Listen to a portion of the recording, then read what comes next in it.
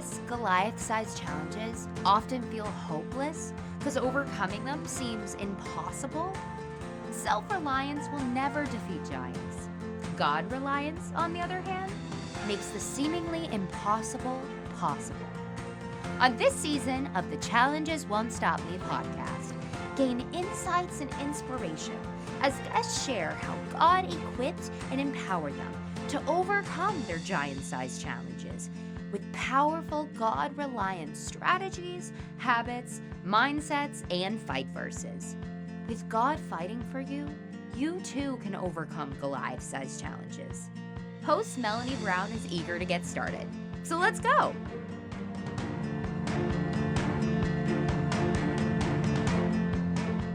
If you missed the first episode with Lauren Buice about achievement culture, please go back and listen to that. So much incredible, valuable, insightful information. I am honored to have Lauren back again today for us to talk not only about achievement culture, but about strategies. How do we deal with this achievement culture? It's for parents of teenagers and for teens, and I don't know, I'm kind of expecting that maybe just as an adult, that maybe we can learn something about our own desire to achieve, and what's next.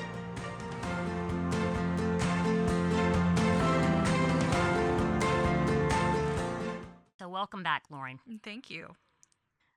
There were 3 quotes from the book that you mentioned, Never Enough, that I just wanted to point out because they were so impactful. I guess as a parent, as an educator, it made me pause.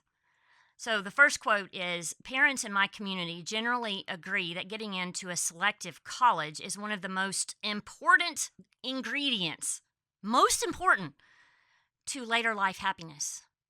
It's all about the college. No wonder there is so much stress for our kids if our parents believe this." Then second quote, oh boy, this one. "Others think that my children's academic success is a reflection of my parenting." Boy, that would be a hard pill to swallow if your kid didn't choose to go to college after all that hard work. Oh, wow. I am going to let you talk, Lauren, but I got to share this other one. Third quote, "When a child cannot meet a parent's high expectation, that bond becomes jeopardized. Criticism, rejection, loss of love. The relationship is no longer a safe place." Lauren, that's gut-wrenching to think that it could be that devastating. Absolutely. And we take pause here to say that parents that are looking into this and struggling with this, and maybe they're recognizing, maybe I am putting pressure on my kid to achieve. It's not coming from a bad place, right? No, These it's parents not. are wanting happiness for their kids. Obviously, maybe they want security, Future success. and parents are under their own pressure. Right. All right. Achievement culture is affecting parents too. And that's why Yes. I encourage parents to look at their own anxiety, look at their own expectations and see if that's realistic. But it's not coming from a bad place. Yeah. I think these, and I'm sure there are many other quotes in that book, which is why I definitely would like to get a copy of it. I don't want to go so far as to say it's a wake-up call, but it's sometimes we get so involved in a mindset or what culture's doing, and we don't even realize what's really happening. I think that's why I felt having you as a guest and for you to share what you've learned, both from schooling, but also from working with teenagers and hearing their feedback. I think it's important for us to be really aware of what's going on with this, and then for us to talk about, okay, what can parents do and what can kids do? So let's have at it. All right. Back to what I mentioned just a second ago, the first thing I tell parents is this your anxiety or theirs? a lot of anxiety pops up around things like tests or making the team or go, go, go, stuff like that. And oftentimes, kids that come to me struggling with anxiety or feeling like they're a failure because they're not doing as well in their classes as they would have hoped, their parents are anxious, and their parents sit down with me and I go, oh, well, no wonder. Your kid That is anxious. apple You are doesn't anxious. fall far from the tree. Exactly. And so this idea of modeling for our kids how to handle stress and anxiety. Like, mom and dad, you got to put in some work and figure out what coping skills you can use, right? And also see what are the expectations I have for my kid, and are they realistic for my kid? Not compared to everybody Ooh. else, but Ooh. for my kid. Ooh, that is so good, because that brings back what I talked about in the first episode of parents who have kids and they're not dumb. I have not worked with any dumb kids ever, but some kids are not ready developmentally or work ethic wise to handle these higher level classes that are very demanding. Yep. And it's so easy to fall into the trap of comparison. Ooh. Like, oh, but my neighbor's kid can do it. So and so's kid can do it. Or their older sibling kid has done it. All right. My little brother, I was a very achievement driven kid, very academic. My brother struggled a lot, and he still has wounds from that. We've talked about that. But parents can fall into this trap of comparing their kids to other kids, and then they're setting expectations and their goals for their kids. They're setting them up for failure in some ways, or setting them up to be so anxious about meeting those expectations that it is detrimental to their relationship. I haven't thought about this until just now. Maybe it's the Holy Spirit telling me that I need to bring this up. The whole idea of this achievement culture is success, success, success, success. We are not even talking about failure at all. We're not talking about how there are some good things that come out of failure. Oh, absolutely. And how to prepare for failure, how to come back from failure, how to learn from failure. Some of the best things that I have learned in my life is when I wasn't successful, when I didn't reach that goal, when I didn't meet whatever expectation. Absolutely. And failure is and can be a teacher, but shame is not. Ooh. Shame is not a teacher. We can learn from guilt, and we can learn from, okay, this is what I should do differently next time. But shame hits at that core of who we are. I am bad. I am a failure, rather than I failed on this particular day in this particular subject. Wow. And we got to allow the kids to fail too. A lot of parents, again, well-meaning, they want the best for their kids, but they're trying to swoop in and pressure their kids and micromanage everything so that they don't fail. And failure could be literally an F on in a class grade, or it could be a B. It's failure to some of these kids and some of these parents. And I tell them, I'm like, would you rather them learn what it's like to fail and how to deal with that now versus when they're an adult and the stakes are much higher? Yeah. And they don't have the coping skills. They don't have the way to utilize failure as a tool to learn. Yes. So tell me some strategies that you share with the kids that you work with and the parents you work with you can't get rid of achievement culture. You can't just say, okay, I'm stepping out of culture and I'm just not going to participate in this whole craziness. You just can't do that. So what can they do? One thing, and teens will probably hate me saying this more than the parents, but limiting social media. Amen. All right. So social media feeds off of the comparison trap. But this is for parents too, because parents, I mean, how many videos can you find online of kind of the perfect mom making the homemade sourdough bread and all of these things? Like, they're comparing themselves. And limiting social media, having just a healthy intake amount can be really good in helping kids find their own identity and be comfortable with who they are instead of having to project themselves out into a fake perfect world, which is social media. And not before bed, because then you dream about it. Oh my goodness. Yeah, no screens before bed. There's so much research out there that you can find that says no screens before bed. And again, for parents too, this is a two-way street. Yes, it is. I find that if I read a novel or I read the Bible before I go to bed, I sleep significantly better and I don't wake up agitated. And there were so many times that I would even wake up agitated, and I'd be like, I'm a morning person. Why am I waking up all agitated? And it occurred to me after so many of those, okay, what are you doing before bed? And if I know it agitates me as an adult, what is it doing to our kids if they do that? They're going to be agitated the next morning and go to school, have a interaction with a friend that maybe doesn't say something or do something the right way. That gets them all upset, and they had a test that day and they bomb it because it's all related. Absolutely. Teens don't have the mechanisms that adults do to regulate our emotions. And so they feel things really, really high and really, really low. And yeah, you're absolutely right that those things have a more compounding impact in those teenage years. But even you can see the effects in your own life. Yes. Another. Yeah. So this is one thing that I tell parents to do that I feel like is very practical. And it's something that once you get more used to it and it's in your head, it'll become more of a routine. I call it the ratio.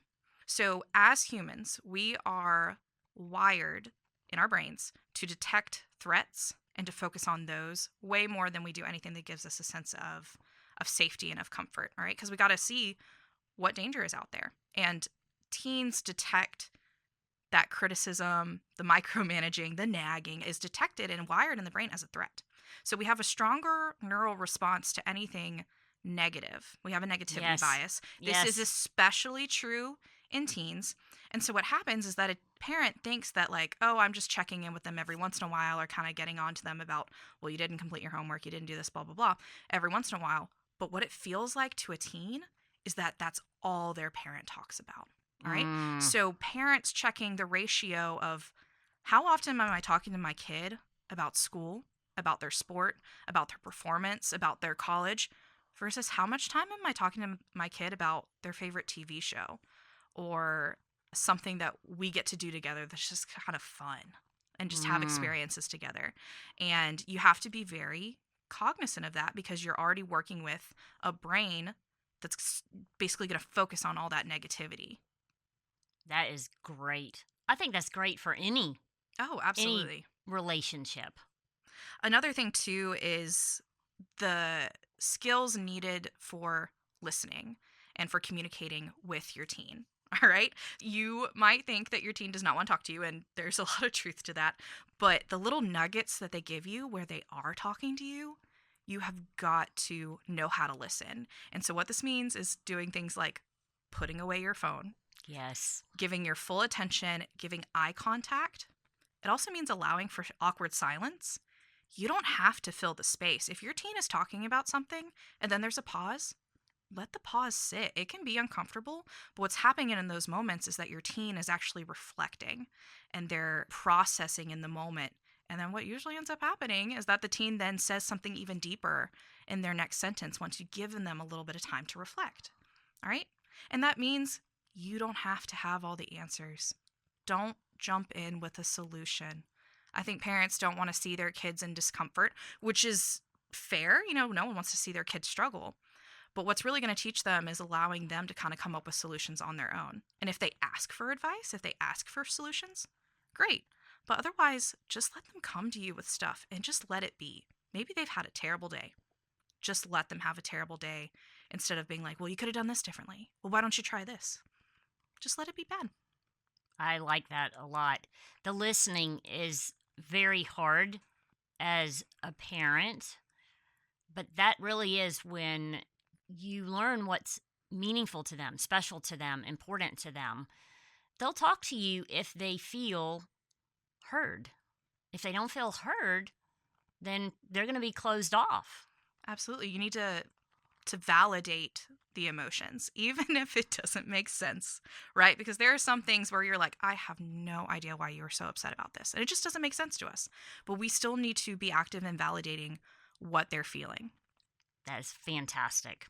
Talk about some things that kids can do to help navigate the very difficult pressures of being part of an achievement culture. This one's hard. This one is learning how to say no. All right. I use an analogy of there are sometimes in the car where you got to be on the gas. And then there are sometimes when you just get to let your foot off of the gas and just cruise, put it on cruise control. And you got to figure out how to do that in different areas of your life. You can't go all gas all the time in every area of your life. You've got school, you've got friendships, you've got family, you've got figuring out your passions and pursuing those hobbies. You can't go 100% all the time. So you have to learn how to say no. And parents can aid in this in saying no for the kid, putting boundaries on how much they can take on if the kid needs support in that way, but understanding that like it's okay not to say yes to everything, and it's very important to have unstructured downtime. Kids these days are so overscheduled. I have kids that are 8 and they come to see me. They've got gymnastics for 4 hours, 4 nights a week. They've got homework on the other days. They are doing tutoring this day. This day they've got a club, and then by the time they get home, they're wiped and they're not really even able to spend a lot of time with their family. Unstructured downtime is when kids are able to process and reflect. And it's self-care. And we don't want our kids to be burned out by the time they're 16. So teenagers, find out ways to say no. Give yourself some downtime. Parents, please support them in this. I love that. It's hard as a teenager, but it's hard as an adult. And I think sometimes teens are watching how we navigate things. And if we are learning to say no and we're learning to have downtime and maybe just some time out in nature just so that we can just like clear our heads, they're going to follow suit. Maybe not right away, but I think, like I said about other situations with our sons, they're tucking it in, hopefully at some point when they're faced with that kind of situation, that they will refer to what they've seen mom and dad do. Modeling is one of the biggest pieces of parenting, is being able to say no to things, knowing what your own triggers are and what your own coping skills are and what works for you, finding work-life balance. Kids don't need parents that are perfect. They don't need parents that are overachievers. They don't need the perfect mom on TikTok that's doing all of the things. They need parents that are available for them, physically, emotionally, spiritually available for them. Do you have any other suggestions for kids? Last suggestion for kids is figure out your own, what we call like a coping style. Not everyone can just do breathing. Even though I love breathing and I teach breathing exercises, but it doesn't work for everybody. And there are so many different things that you can do. So whether that is very sensory oriented, so maybe you like a weighted blanket or a soft blanket, or you like playing with a fidget toy, or being quiet and being reflective and meditative, or getting outside and playing basketball in your driveway. Find something that gives you that release and be intentional about putting that into your schedule, right? It's not a reward. Rest and coping and restoring yourself is not a reward for getting everything else done. It needs to be a part of your routine. It needs to be a priority. I couldn't agree more. It's something that we all need to do, but as I've worked with teenagers over the years and seen, okay, they come to me on Monday night, they have this practice on Tuesday, they have this on Wednesday, and so on. I think my mind would bust if that's what I were doing as a teenager. I think back to what I did in high school. I didn't do anything in comparison to what they're doing nowadays. And like you were mentioning a moment ago with the burnout and the just exhaustion. Yeah, you make poor choices when you're exhausted. They need the rest, and God mandated it. So obviously it's not just for adults, it's for everyone. It is truly for everyone. I didn't do this intentionally, but that does kind of lend itself to talking about a strategy that I really am focusing on this season on the podcast, and that is when we face challenges, we have to fight. We can lay down and let it just roll right over us and we give up, or we're going to fight. I feel like it's very important to have a fight verse. You and I talked about it ahead of time, and I'm anxious to see what you recommend for a fight verse for students who are in this cycle of the achievement culture.